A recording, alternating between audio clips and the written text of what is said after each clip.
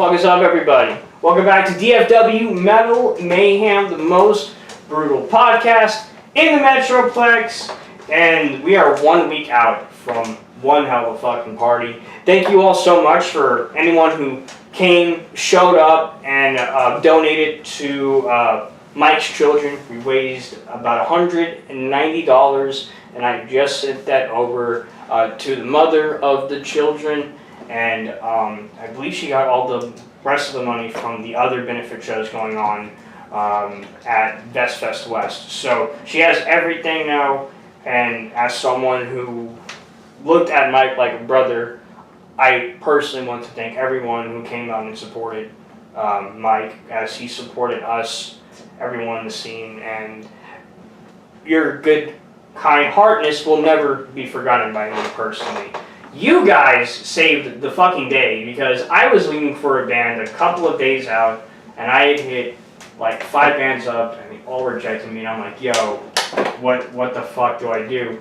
And fucking Devil's Good Side came and fucking saved the day. Thanks, guys, I appreciate that. Yeah, man. Hell yeah. So, I definitely am happy to have you on the podcast now that y'all came in on clutch. Sorry about the previous weird scheduling issue. That is my fault because I'm a fucking idiot and I don't have anyone that helps me with anything, and that's my fault. But we'll probably have you on, so let's just get straight to it. I want the day one, the very beginning of Devil's Good Side. Take me back. The very beginning? The very beginning. 2007, I guess. Well, right. The very, very beginning of this was actually a work in progress back in the day, man. It was at least 10 to 15 years ago. Me and Joe here have known each other since 9th grade in Duncanville High School, or even further. And Donovan, we met while we were in our band Oxide Endeavor. And honestly, he just had a lot of stuff that just sounded really good, but at the time, the group didn't want to play that. We had our own material. And so, you know, things happened, and, you know, we kind of parted ways for a couple years, and then come this year, all of a sudden, Donovan was like, hey, I'm ready to get back into bands. So I was like, dude, let's do this. And actually, The Devil's Good Side is the first song that we had, the one we called Sunday Morning, and we were having practice one day, and I decided, hey, you know, what do you guys think? What do we call the band, The Devil's Good Side? And we changed the name of the song. And then Joe, I think, came up with Sunday Morning. No, it's just something that's in the song, you know, so you just pick that, yeah. Yeah, this is one of the most reiterated things, but it's honestly a group that's been about 15, 16 years in the work. Oh shit. Damn. So it's just a long culmination of just getting to that moment where you're ready to kind of bring everything together, which sometimes time is really all you need to make that happen. And time is honestly the most important thing when it comes to bands, because nothing flushes out immediately. Yeah. And people kind of need to understand that. And I mean, like someone like me, who the first band is the band that I'm in now. And, you know, when everything started rolling, it started rolling like progressively slow. And I'm like, what the fuck is going on? And I thought it was like my fault, so I like threw myself in like this weird depression. And then like my bandmates at the time, who were, thank God they were fucking experienced, were like, no, dude, you're fine. This is actually going really well. I'm like, oh, okay, I just don't know. Like, it was a fucking wreck. But one thing I noticed about our scene in general is that there's like a lot of like different listens. Like there's a lot of different sounds and tones. And I mean, if you want death metal, we have more than enough death metal for you. If you want thrash, we have more than enough thrash. We have a bunch of like the hardcore scene's really big. The punk scene's huge. I mean, but you guys are like straight up like very rudimentally 1-2 fundamentals, like heavy metal, like straight up, like there's no fancy tricks, there's no fucking like smoky effects, like you guys are just straight up like the name of heavy metal, and that's fucking cool, because I definitely feel like there should be more. Like, I mean, you know, like the old rudimentary like fundamentals, because like, you know, like because I like things that are kept simple, you know, even though I'm in like a thrash band and we do all these crazy fucking riffs and everything. But like, I love simplicity too, especially if you can make simplicity work. I always kind of use an example of like, you know, if like a boxer, for example. Like he has like like his special go-tos and whatnot. He does overhand right really well. Or oh shit, booty call. Put it away. This is what happens when you're in a metal band. Booty call. Wow. Oh shit. Oh, shit. That's not a booty call. That's not a booty call. Shit. Sorry, Mom. Sorry. Oh shit. The podcast guy's young and dumb, I swear. But anyway, like a boxer has like if you're like Deontay Wilder, you just have like these crazy fucking huge blows that you make, like really strong power in your hands. Or like your Tyson Fury, you have like really good footwork and you can come at people with a lot of different angles. But like everyone in boxing knows like the fundamentals, like the 1-2, like like the head, body, head, like hands up, chin down. Like you guys are like the rudimentary of like what our scene is, in my opinion, and I fucking respect the shit out of it. Thank you very much. That was probably a lot longer explanation than it should have been. It's much appreciated, dude. Like we call ourselves just dad metal. We're a bunch of dads that are just like pop back up, and we were like, you know what? Why not? And honestly, a lot of our music wouldn't even happen without Donovan introducing us to Rodney. And like he wrote all the songs, but this dude took them to a whole nother fucking level. And this dude is like king of rhythm. No, you guys did a really, really good set that night. I kind of the thing that sucks about being a host, Skylar, if you fucking get me on my stuttering again, I'm going to personally backhand this shit out of the back of your neck. Fuck off. I'm just saying that because I stuttered really hard there, and he's gonna take it.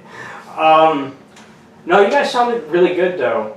The thing that sucks about being the host of a house party is you have to kind of be everywhere at all times to make sure everything's okay and check up on people and make sure people aren't throwing up or passed out in your kitchen or your bathroom. But from what I did here, because I definitely try to hang out around like the living room area and the back area to kind of be near like where everything was going on, that shit was really good. I definitely was a really big fan. And as I said, man, y'all came in on clutch for me, so I'm definitely going to be working with y'all again in the future. Amen. For sure. We're happy to Look forward to it. So, if I'm right, you guys are part of the No Hope for Alderman roster? Yeah, we're on the No Hope for Alderman roster. Okay, so can you explain to me like what the like what that roster exactly is? Is it like a label company? It's a promotion company. Oh, okay. They like book some shows with them and stuff like that. Oh, okay. So we like work together to get shows going. Big thanks to Jonathan Baker for all that. yeah. Oh, dude, I love John and I fucking love Chris. Like, Yeah. really, really stellar guys. Everybody in Forget Conformity, man, they're fucking amazing dudes. Oh yeah, dude. Everybody we've worked with them so far has been pretty cool.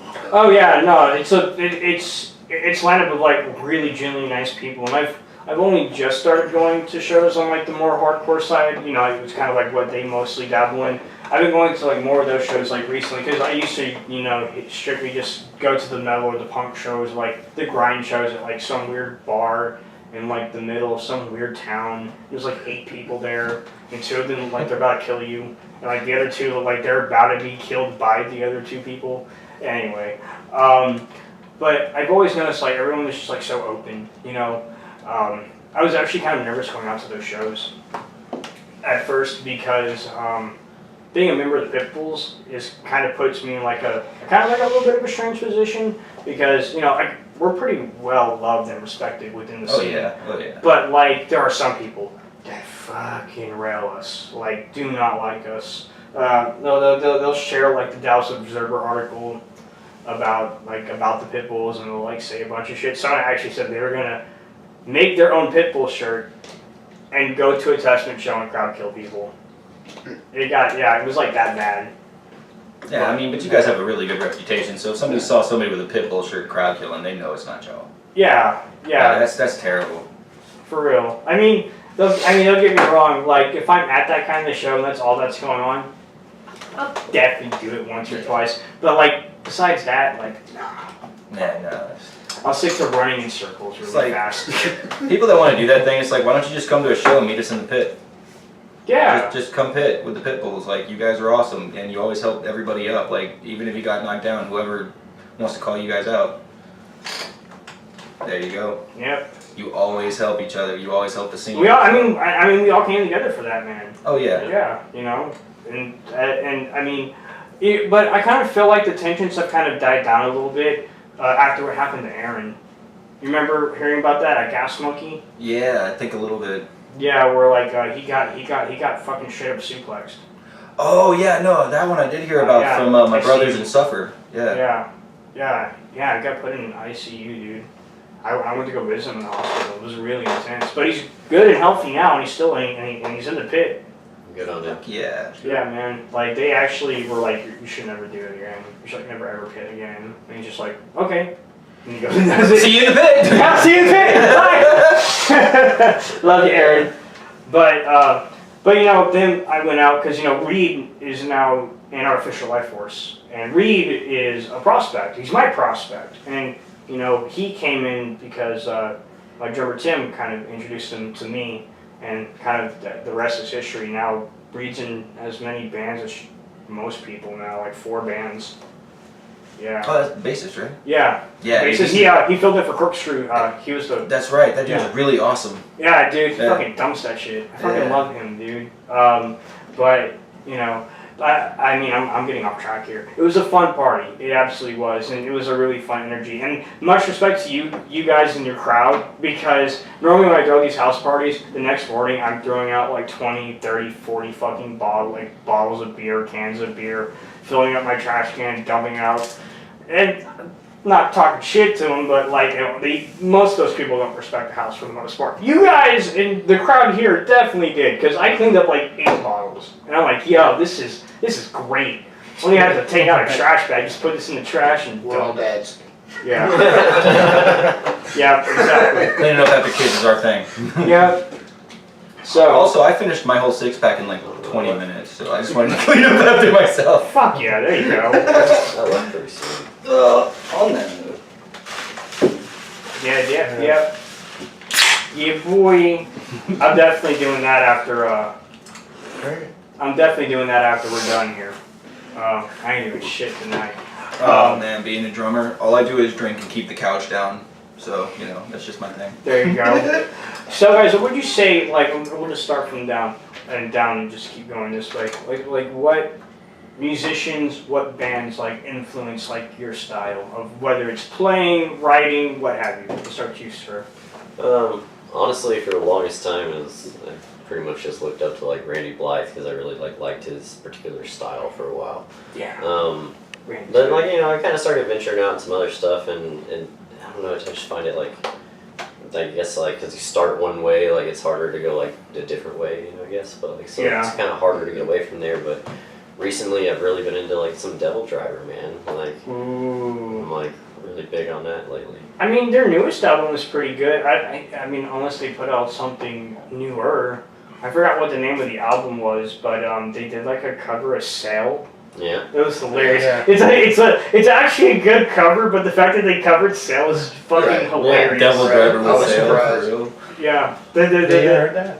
No, it's good. Oh, yeah. Yeah, it's the same. Yeah, I mean, it's the same. Yeah, dude. Like, it's funny because it's just funny to think the guy who covered Sail in a metal band was also the guy, like, what, 14 years before that was singing into a mic with a fucking, like, megaphone. Yeah. For big truck.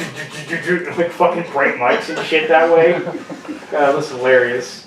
But, did you read Randy's book, Dark Days of Memoir? Honestly, no, because I don't know, I've become too accustomed to like times now, like I don't read anything. I feel you. Just being honest. Well, like, I mean, then if you have Audible at least, definitely try to get that. It's actually a really good read. I mean, fucking with Audible, you can just fucking pop it in your car while you're driving down the street and just listen to some guy read it for you. that's a good point. I'll check it out. Yeah, it's like a technological dad reading to you.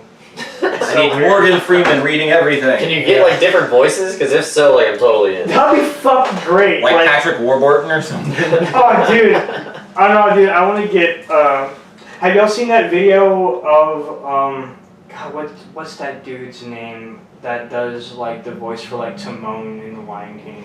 Gilbert fucking Gottfried. Gilbert Gottfried narrating 50 Shades of Grey. There's like a video. Oh, man. there's like That's a parrot from Aladdin. Trying to break the internet. that's like a short.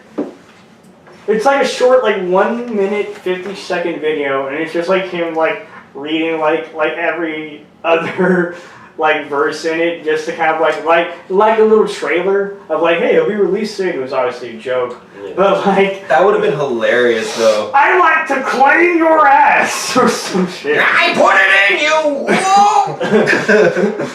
I always like to picture him just yelling, I was the parrot from Aladdin! Like, that's just what he does when he needs money. God damn it! I don't know. That would be fucking hilarious. I mean, with how big Audible is now, you think they would be able to probably hire some people, some really noble people to do that. Oh yeah. Yeah. I heard that. Give it 5 years.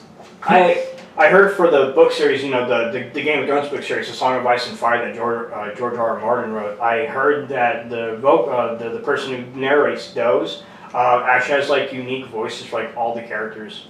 That's badass. Yeah, I don't have Audible, but I kind of want to get Audible now just so I can go through that. Because the series is already ended and whatnot. Oh yeah. But like the book definitely has like a lot of differences in it.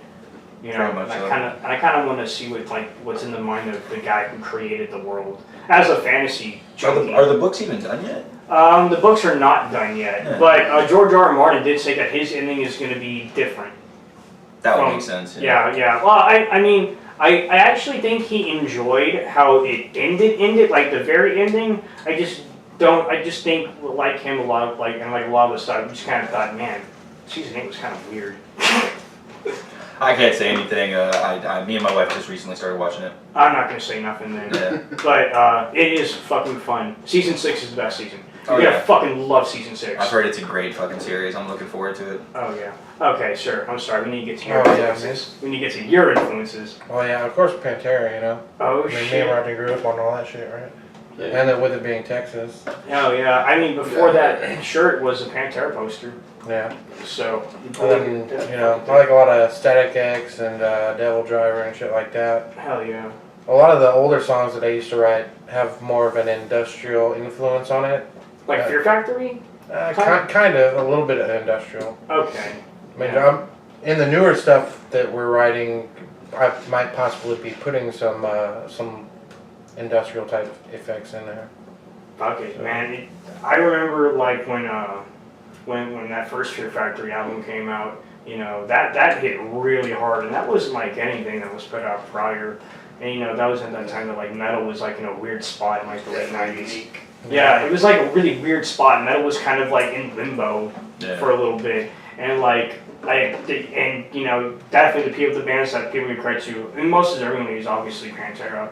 But man, I really felt like maybe like the first 2 albums that Fear Factory put out in the '90s really fucking did something for people.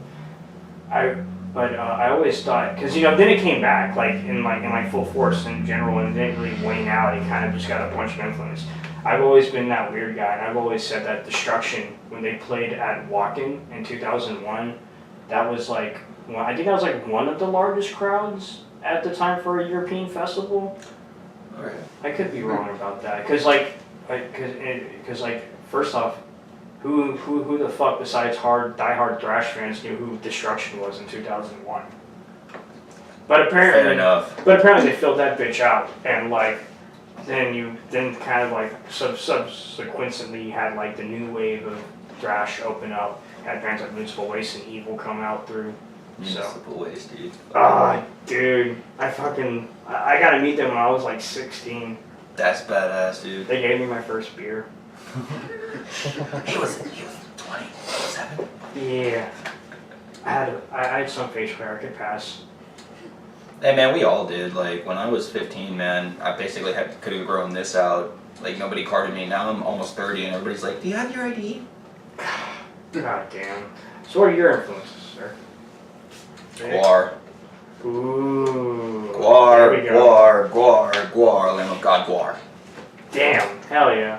Did you see Guard last time they were here at live? Actually, unfortunately, I missed them. That was gonna be my first time seeing Blothar. And I have to say this, I fucking love Dave Brocky, and I miss every day that he's fucking gone. Yeah. Odorous Sarungaris, that is my hands down favorite vocalist in all of metal, ever will be, period. Yeah, like the new War album that didn't really hit for me, and I think it's just, you know, that noticeable difference. It's hard to get used to, because you've got Bishop, who was the original bassist, who's now on vocals as Blothar, and they just actually this year brought back Casey Orr, the bassist who came after Bishop, Okay. and now he's back. He just played the festival that they just played. I can't remember which one it was, but yeah, man, just growing up, dude. Like when I was in a bad spot, I like my first girlfriend at the time, Emily, showed me Guar, and you know when you're feeling really down as a teenager, that shit feels like it's the end of the world, and turning on the radio and hearing something like "Fish Fuck," dun, dun, dun, dun, dun, like it's the way they went about their music and everything, man. I couldn't label them any one genre. You can. No, they've played ska, they've played punk, they've played metal, they've played blues. They've even done like 50s and like sing-songy shit, and like they just do what they want to do, and I respect the fuck out of that, man. Dude, those shows are wild, and those fans are fucking crazy too, dude. I remember when I went to go see them. We were very lucky and fortunate because the Pitbulls, like the president of the Pitbulls, allowed us to wear white shirts to show. Because otherwise, you know, we're always supposed to wear the Pitbull shirt at shows.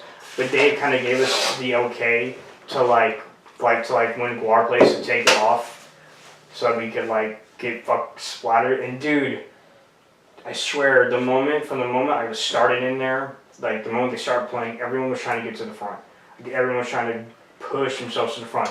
And dude, like a fight broke out. The fight broke out because these chicks wanted to get green and fucking pink fucking dye color on their shirt from a Donald Trump inflated penis. Like, golly, man. 2018. Look, you won't hear that at any other show. Yeah, and I think that's gonna be a very special thing for this kind of flux of years specifically. Or maybe they'll do something weirder in the future. It seems like they're going that way. Yeah. But yeah, man, when it comes down to it, just Guar was, especially Jizmak Dagusha, dude, drummer for Guar, I love his tom work and everything. And then lately it's been Archspire.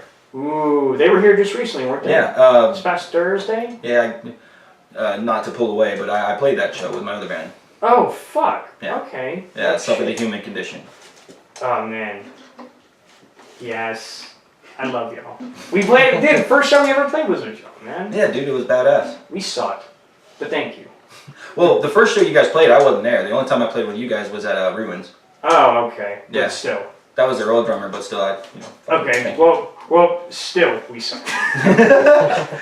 I suck. They were actually pretty good, but I had no fucking idea what vocals were. Like, the first, 5 seconds of the song, and you can look this up, the first couple seconds of that song, my voice cracks hard as fuck. And I think that's the reason why there's all these dislikes on the video. It's damn, that voice cracked, unlike. But dude, you gotta start somewhere, though. that was my first singing experience ever, by the way. Yeah, dude. That was, so, I definitely didn't know what I was You saying. should have heard this guy in 2013. I still have no idea what I'm doing. 2013? Were we playing in 2009. 2013? No. 2009, we were jamming. Yeah, 2009, yeah. 2009 was pretty bad. The one thing about Suffer the Human Condition, But they'll that was definitely worse. get a lot of shows, open up big national heads. That is all because of our vocalist, Dustin. Yeah. That dude knows the grindstone, never gives up, and we always have his back. Love you, Dustin. Fucking, without, I'll be honest, without him, I'm sure we could get those shows, but it'd be a lot more difficult. Yeah. Another band that does it seemingly easy is Renatus. They do it so easy. Dude, yeah. Boom, boom, boom, boom, boom. They know someone at Gas Monkey. They have to know someone at Gas Monkey, on a personal level. Well, Gas Monkey's changed management, not management, but the people that run the shows a couple of times. Mm-hmm. And the person we used to know, they left out, and then, like I said, Dustin just jumped back in there and was like, I'm going to meet this new person, and took off from there, dude. Honestly, for any band out there that wants to try, all it takes is making a phone call and just throw your name in the hat. You miss every shot you don't take. Exactly. Yeah. You do, truly. I'm sorry, sir. We need to get to your influences because I get off track all the time. It's all good.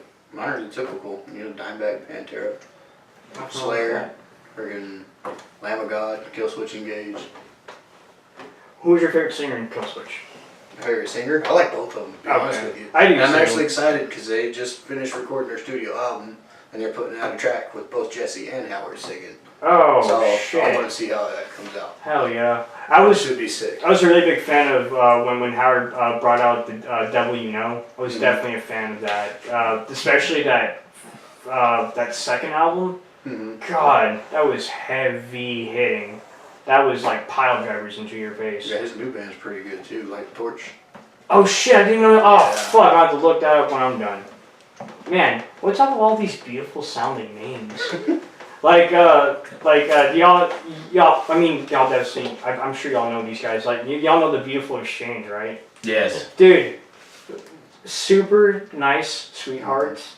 And, like, they have, like, the fanciest logo. It's, like, all nicely written. And then brutal. And then, yeah, they're, like, ridiculously brutal. And, like, I think he's the bass player, is literally, like, taller than his house. What's that dude's name? Garrett? Garrett's tall boy. Fucking, just fucking take a seat on the fucking roof of this house if you wanted to. Excuse me. I'm here to play bass now. Here, can you help me with my hip? Man, that's like dealing with Tim and Suffer, dude. Like, that dude's just so fucking tall. I was like, oh, you need your bass? Here you go. Well, I'm glad we're all fucking short. The devil's good side is a good short. God damn it. So guys, real quickly, I want to know a couple of things. First thing I want to know are any upcoming shows that you have coming up recently. Next show we have is in 6th. Austin. Yeah, the 6th in Probably Austin. July 6th, Texas Miss in Austin. Oh, That shit. one. And the following weekend we'll be at Reno's. Oh shit. Have y'all ever played in Austin before? No. Okay. I hear mixed things about Austin. I hear it's really great. I also hear it's like really bad. I don't know. I've always wanted to go out of. Either way, we're gonna find out. Yeah, no, They have a really good scene. I have a couple friends who play out there. Yeah, my older brother's out there. He's bringing like 15, 20 people. Oh shit! Hell Yeah, yeah. and from what I've heard, Texas Mist is one of the better clubs out in Austin. Okay. And that's also hooked up through No Hope for Olderon Productions. Oh fuck yeah. Yeah. I remember in Austin there was a place called Hoke's Death Metal Pizza, and it was a place where you just buy pizza, but you can listen to Cannibal Corpse while you're eating your pizza. That sounds awesome. Intro, yeah, dude. Yeah. Yeah, dude. Intros without a virgin's cunt while you're eating your veggie pizza. I'm vegan, but I love these lyrics. But I think unfortunately that's shut down now. Oh, Which, damn, I was trying to get out there because I really wanted to go inside at least once because they had like all these like metal memorabilia, like signed posters and shit and whatnot. Oh well. But yeah, definitely know how it is up there because I definitely was down there, really down Hell there. yeah, man. We will make sure to give good feedback. Yeah. Or bad feedback, depending. Yeah, because we haven't played an out of town show yet, and I'm waiting for the album, when we record and put out an album first, so that if I go out of town, I can actually give people like something. Like a shirt's cool, but you Right. can't put a shirt in your truck and listen to it. Yeah, very true. You can just Yeah. just cut it up in like a little square, just put it in the CD slot. Please work. Just leave That the would be window down, hilarious. make You noise cut out a for piece you. of the shirt, put it in your CD player, it starts playing the music. Why is this happening? No, actually, speaking of albums, in case anybody didn't hear, we are currently recording. Fuck, that was gonna be the next question. Yeah. Cool. We We're are working trying on to get it. something out So the question is who are you working with right now? ourselves. Oh shit! We're doing everything ourselves, man. I'm you doing want to, Lisa's DM10 Pro Mark II. Man, hell yeah! If you want the job done right, do it yourself.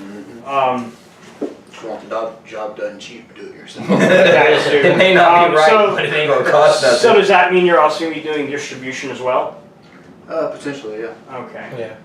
Just I mean, it'd probably be mostly online distribution. We may get some stuff printed up, but Yeah. we'll see how it goes. We'll end up on Spotify and If everything. people want hard copies, let us know and we'll get hard copies made. hell yeah.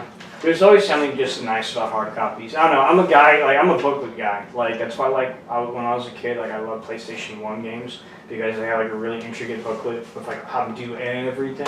Yeah. So, Right. like, getting, like, a booklet that has, like, the band members and, like, the lyrics and, like, thank yous and whatnot, it's really cool. There's a band in Oklahoma. They're called Oberon. They're kind of like a... I've heard of them. They're I haven't really heard them, but I've heard fucking good. They literally come out in astronaut suits. And they'll play, like, really... They're kind of like a... They're kind of like a stoner band, but not... But like a... Kind of like a stoner rock band. but they sing about space and like life on Earth like before us and all that shit. And their artwork on their album is fucking cool. It's like all these random dinosaurs and whatnot. And they have an album called Pale Blue Dot, which is a reference to Carl Sagan. Yes. Yeah, when he was making that huge Yeah. monologue, he was like, "This pale blue dot's like the last thing we have." Yeah, there's a band that I listen to a lot, Tupperware Remix Party. They also have a song, Pale Blue Dot, and they actually have part of his speech in the song. Yeah, Overall does too. Yeah, dude. Yeah, and like the book is just so good. Like Everyone you ever knew, and like, dude, it's fucking beautiful. Yeah, it hits That's you hard awesome. as fuck. Yes, it does. Especially that speech. Yeah, it really did. It still ages well. I just remember Oberon is seeing their book. I'm like, this is like the how-to. This is like the gold standard. It's like what you should do. Because like, you know, I like looking at booklets. So like if I pull out a piece of paper and it's just like your name and like nothing on the back, I'm like, oh man, okay, put it back in, begrudgingly set it down. But it's so good album. I just can't read it, but I just want to read the lyrics or some shit. Oh yeah, no, I totally get that. Like pulling out the front of the CD cover and it's just like whatever band name, call it, your picture, you know, whatever's on the CD, and then just nothing else. Oh yeah, I mean that's why because we're gonna be recording too, starting next month, and tomorrow we're actually gonna go get like photography like professionally done. So we're gonna get like a shit ton of band photos. We're gonna pick from them and whatnot. I definitely want to use them in the booklet, and I definitely want to kind of want to recreate like what I grew up loving, which is like really intricate, like informative stuff. Like, because like the way I look at it is like I want to give the people that listen to me like the best product that I can give them. Yeah. I think that we all want to do that. So we don't. No, we're just doing what we want to do. Yeah. Fuck y'all. Yeah. Oh, do you want to like us? Oh, We do need to get new pictures though. Yeah. We do. Sorry, Zero. Yeah. Yeah. Our bassist here today, yeah, he's not here today, but And he's not in the picture. He's not here. He's not in the pictures. I mean, I swear he exists. I promise there is a bassist. I said hi to him. I think at the party. How many beers did you drink before then? Not all of them. Not more than the really short girl that was at the party. Alright, fair enough. That chick was gone, dude. Fucking out of there. Yeah, I think what's that dude? The dude's name in Forget Conformity. I think Bishop. I think he had a help. Andrew? Yeah. Last name Bishop? Yeah. He had to pick her up and take her to his car. He's like, I'll take her home to her boyfriend. Like, oh, cool, man, appreciate it. Because I like tell her that she could like sleep in my bed like while I'm tending to the party and whatnot. Like, put her in my bed, like covered her up and everything. And I'm like, there's a trash can just in case. If you need to throw, please do it here, please. Not on the floor. Please on the floor, not on my Trusting on the bed. bed. I trust you. I trust you with this. Man, you're a better person than some of us. I think some of us would have just put her in a bathtub with Vaseline and washed her to this. What the fuck? Age restricted YouTube video now. I'm fucking with you. But now, man, the way I look at it is that I'm the host, so I treat everyone like the royalty. That's how I feel like I need to do. That's what I try to do. Hey man, I personally I think you did a fantastic job. I thought that was a really fun house party. I appreciate it. I throw them on a quarterly basis so that it's enough. It's a long enough gap period for two things to go on. It's a long enough gap period to make people really hyped for the next one, but they gotta wait 3 months. So it's like a sort of a painful wait. Like hurry up, you know. But at the same time, it also gives my neighbors a break. Because if I did one every month, or if I did one every other week, it would get fucking crazy, and no one would like me here. But on a quarterly basis, it seems to be good, and as long as I end it before midnight, it seems to be good as well. Yeah. So that's actually what we do in Duncanville in my house. That's where we have practice. Yeah. And as long as we end it at least before 10, you know, my neighbors don't kill me. Yeah, same for us here, because sculpture practices here too, and we always, we practice on Wednesdays, so we'll go from like 7 to like 9:45, so that no one fucking says anything. But I mean, overall, people have been cool. I've only had the cops called one time, and it was because of there was a lot of foot traffic out in the front. A lot of people being loud outside in the front, and then the show did go past midnight. So for now on, that's why I tell people they can't hang out in the front anymore, and that's why I try to end everything at 11:30 or 11:45. It seems to be a good fucking strategy. It works out, and you know, I mean, anyone can stay as long as they want. People will sit here until like 4 in the morning just chilling with me after the show is over. They don't have a problem with that, but it's just kind of showing everyone respect. It was also the night before Easter. Didn't think about that. I'm like, shit, that's like a family of 7 across the street. That's a family, that's a family, that's a family. Fuck, I'm an asshole. Okay, I get it. I'm not gonna... Gotta give time for that bunny to lay eggs or whatever. Man. Yeah, man. So they're gonna wake up and tell the kids too. Well, the neighbor was so loud, all the rabbits ran away. Yeah, the neighbor was so loud, Peter Cottontail didn't come and give us my Reese's Pieces. Hey, from the devil's good side to all the kids. Kids should be watching this, but Easter Bunny's real. Can't confirm. My dog tried to kill him recently. Oh Jesus! Yeah. But don't play metal music past 4 a.m. because apparently he'll run away. Yeah, don't. Or midnight, because they'll run away too, and then you'll get your Reese's Pieces. Yep. Which is a really bad chant because that's a really good candy. All that's true. Just try it, you'll find out. I thought the Reese's peanut butter cup with a Reese's peanut butter cup inside was a little much. Wait. Yeah, dude. There's a Reese's Pieces cup that they put inside a Reese's Pieces cup? It's like a Reese's Pieces cup with like peanut butter and like everything that you would like normally make it out of. Reese's Pieces. Yeah, but it's also with more Reese's Pieces inside. Oh, dude, there's Reese's Pieces inside? Oh, fuck me up. I'm getting some. That sounds so fucking good. Hey. I'm gonna get really high. I'm gonna watch that Walgreens. I'm gonna get like 8 of them. Just fucking go home tonight. Fucking prop up, watch John Wick. Hell yeah. I think I already have my evening plans. Yeah, thank you guys. I appreciate it. Happy Very to well. help, man. Good service. Hey guys, as I said, thank you so much for fucking coming in on Clutch last minute, putting on a really good Viking show, and helping me out, and helping not only me out, but helping out the Pitbulls and the scene by coming and playing and being a part of this process of helping Mike's children out. I really appreciate it. As I said, I'm definitely going to be working with y'all more We appreciate in the it. future. Yeah, man. Y'all let me know when that album is done and when it's out, and I'll have you back on and we can promote it out and everything. Dude, more than happy. Especially with lyrics. This dude writes, like, a lot of the songs came out with basically nothing, and some of the songs were there, and then Joe would come up with some stuff. And it's actually kind of funny because back in the day, and even today, because of the way he screams, like, he will just make up words sometimes. And to you, it sounds amazing, but to everybody, like to us, it's like, he's like, she's a bacon on fries. No. You gotta fill the space, man. I'm not even gonna lie, sometimes. But he sounds so good, dude. It's always like, damn! I'm not even gonna lie, sometimes there's like one song that we have, it's called Thrill of the Hunt, and it's like a 40-second song. And I really like cross over the lyrics. Just and like the frickin' like, but like there's actual lyrics to it. And but the thing is that we haven't performed it in so long properly with the older lineup that I had that I forgot the fucking first part of the lyrics. So I'm just like, everyone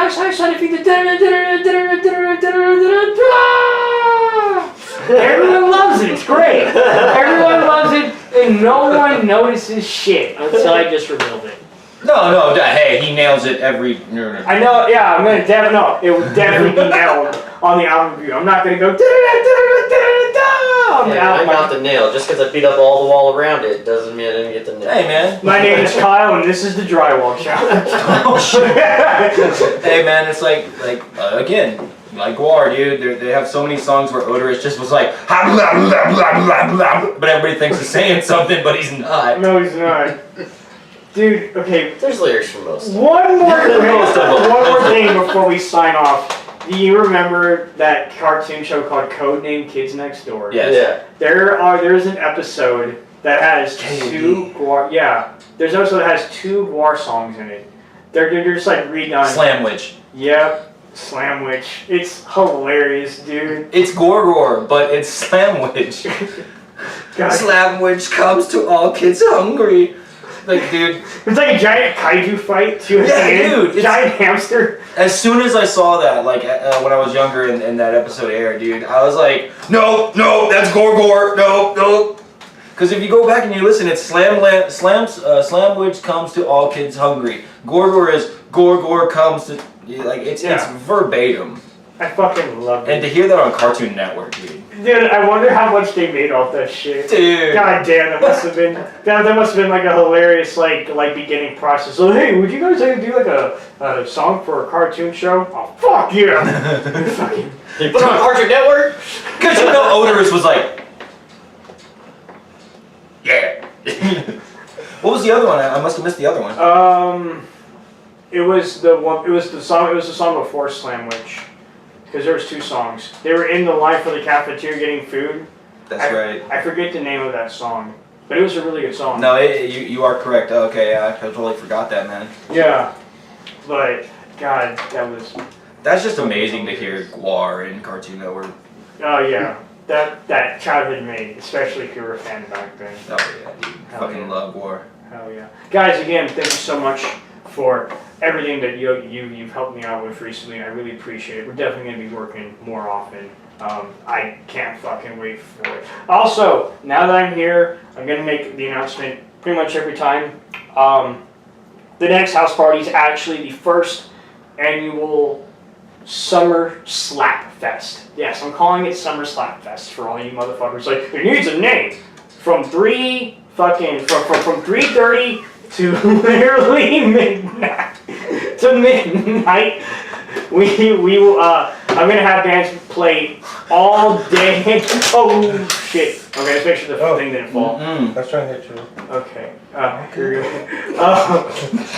Domestic violence in the podcast room. Anyway, August 17th is the first annual Summer Slap Fest, and it is literally a music festival that goes on from 3:30 to midnight. Right here at Casa de Archer. I'm gonna have a fucking keg. I'm gonna have food on the grill. It's gonna be a good fucking time. It's only a $5 entry fee. And you get to fucking be here all day long. I got punk bands, I got metal bands, I got hardcore bands. I have everything and anything that I have a fucking rock band. Like a fucking like actual rock band. So it's gonna be a great fucking time. The same rules apply as usual. It's BYOB, 420 friendly. Fucking PM me for the address. August 17th, mark it on the calendar. It's gonna be fucking wild. Guys, thank you so much again. This has been DFW Metal Mayhem, the most brutal podcast in the Metroplex.